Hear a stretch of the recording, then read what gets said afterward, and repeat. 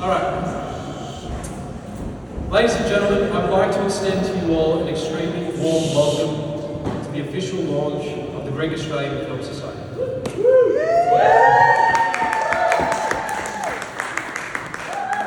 I'm Nikita Chronis, the President of GAFS, and it goes without saying that we are beyond privileged to have you all in attendance this evening. Family, friends, film enthusiasts, and professionals from both Melbourne and interstate. Your presence here tonight is greatly appreciated and exceptionally humbling, so thank you very much for that. We would also like to thank our distinguished guests for being in attendance and for their support of our newly established society, including former Labor MP Mr. John Pandazopoulos, who's here, notable directors, writers and actors, Nick Kazakis, Irini Alianis and Gregory Pakis. We thank you for being here. Thank you very much. To our generous contributors, the Andrewnopoulos family, Bison Fest, TK Buzuki, who's doing fantastic tonight so far, absolutely brilliant, very, very talented. Visible Productions, Visible Studios, Melbourne Coffee, Medzek Catering Company, Stabclicks, and the Saltries Choir of Melbourne. We thank you for helping us bring this event to life. Thank you very much.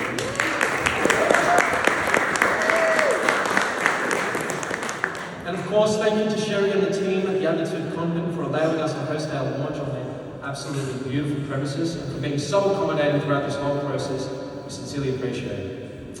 Lastly, I'd like to thank the rest of the committee, my mother, the Society Treasurer, Christine O'Briens, my partner, GAFS Secretary, Ruby Rio, and Vice President, Chris Black-Nasios, for all the hard work it took putting this launch together.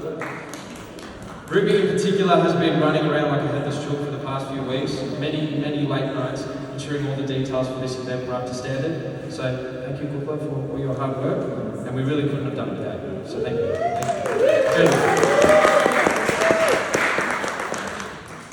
I've always been a very proud Greek Australian and an ardent follower of history, particularly Greek history. The story of my family's migration to Australia fascinated me. The trials and tribulations they experienced, the difficulties of settling into a foreign land, all encouraged a deep respect and love for what you could call our people. I distinctly remember years ago sitting at my desk during lockdown and wondering to myself how Greek Australian culture has transformed since the time of my grandparents to the present day. Specifically, I pondered how our ethnos will continue to survive throughout a time of increasing homogenisation and globalisation. Our forefathers came to this nation with a clear sense of who they were. Clubs, theatres, dances, music, language and dress all serve to remind themselves, as well as the greater Australian population, of their unique politia. Greeks quickly settled into areas where, for the most part, other Greeks resided, creating ethnic and linguistic enclaves that remained relatively untouched for many years. This is partly why the Greek language prospered to the extent that it did, even with the second generation. However, the current circumstances in which we find ourselves display quite resoundingly that the marker of a Greek Australian has changed, and changed quite drastically. Some may even say that we are at a point of cultural crisis. According to Melbourne University literacy education professor Joseph Lobianco, Greek literacy in Australia is at emergency levels, and knowledge of our ancestral history, traditions and customs are slowly eroding as the years go by. It is no longer a subsuming Australification, if you can call it that poses a risk to our kinotida, but rather the rapid progression of global technology the insistence upon a global village. Many of our Greek societies and cultural hubs have recognised this threat of all-encompassing homogenisation, and their response has been quite clear: survive, preserve, and maintain. They have done a tremendous job in combating this gradual dissolution of the Greek Australian way of life through festivals, dance events, language centres, traditional cuisine, and more. In the film and entertainment world, the variations of ethnic humour have taken Australian media by storm and continue to play a massive role in identity formation for many Greek Australians. All of these projects to some degree have acted as an arc in which Hellenism down under has stayed afloat amidst the sea of societal transformation. Nevertheless, mere survival, maintenance and preservation poses its own set of risks.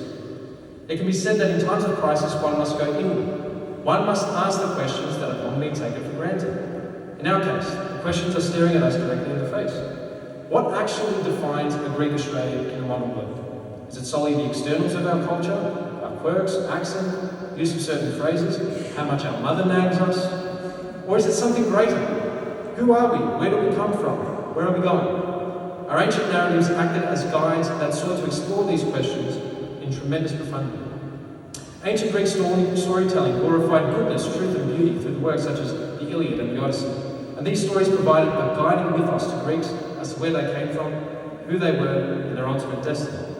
The Byzantine Empire integrated this ancient vision and formed narratives that retained an older Hellenic spirit of heroism combined with medieval spirituality, providing Greeks with a connection to their past and a new transcendent purpose. Since the birth of the Greek state in 1821, the tales of the brave Greek revolutionaries fighting against a foreign oppressor continued to unify a people and spawned a contemporary national identity, that of modern Greece. Now, given this historical context, we must sincerely ask ourselves, where are the guiding narratives for Greek Australians in the 21st century? Well, this is where GAFS comes into play. At our society, we want to preserve, maintain and showcase the brilliant past works of Greek Australians in the film industry. We want to be a network for all film enthusiasts, industry professionals and other Greek Australians looking for a sense of community. We want to support films with Greek Australian representation, both in front of the camera and behind it, and promote the use of our culture and language on the big screen. But what we ultimately want to achieve as the essential creative vision for our society in 2024 is the proactive construction of Greek Australian stories based on our perennial Hellenic values.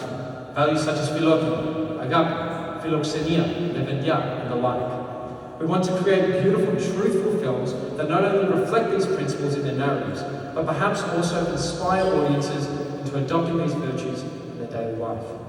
We want to act as a memory bank for future Greek Australians who, when asking themselves that question of who are we, can point to the body of work at GAFS and hopefully come closer to an answer. I believe firmly that our identity can only flourish as the generations pass through the purposeful resurrection of these values in the stories we tell. However, this is not a call to cultural or ethnic exclusivism. Rather, these principles are both specific and universal. They act as a standard of conduct by which we shape the world and our interactions with others, no matter our differences. So it is an ambitious goal, and we are under no illusions that this can happen all at once. We want to take our time yet remain diligent as we patiently lay the foundation for a long-lasting and, God willing, successful society. This launch has been one of the first steps in that journey, so once again, we thank you all for coming. On a practical level, in the past 6 months, we have officially formed our government committee, become an incorporated society, grown our social media platforms exponentially, solidified our website, which should be live in the next week, opened up a pathway to membership, and of course, prepared this launch event amongst many other things as well. In 2024, we want to begin the process of consolidating and highlighting the past work of our members and begin the process of writing, organising and creating our own material.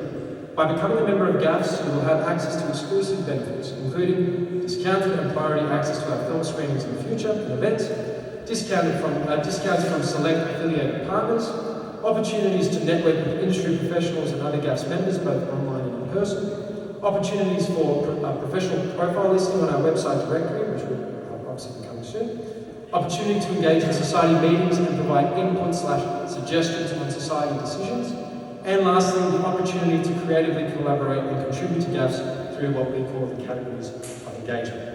So, finally, ultimately each member's involvement with the society will be subject to their own interests and availability. To wrap up this speech, I would like to invite you all to consider continuing your journey with GAFS as we look to build a strong creative and artistic legacy for Greek Australians through the medium of film. Feel free to ask me any questions throughout the course of the night, and please drink and eat up as much as you like. You can dance, you can do whatever you'd like. We have a special performance from the Psalteries Choir of Melbourne coming up quite shortly, followed by some delicious Greek coffee being served, which I think is already being served as well by Mr. George Dodami, just over there. In about, well, it's already started now. It says here about 15 minutes time.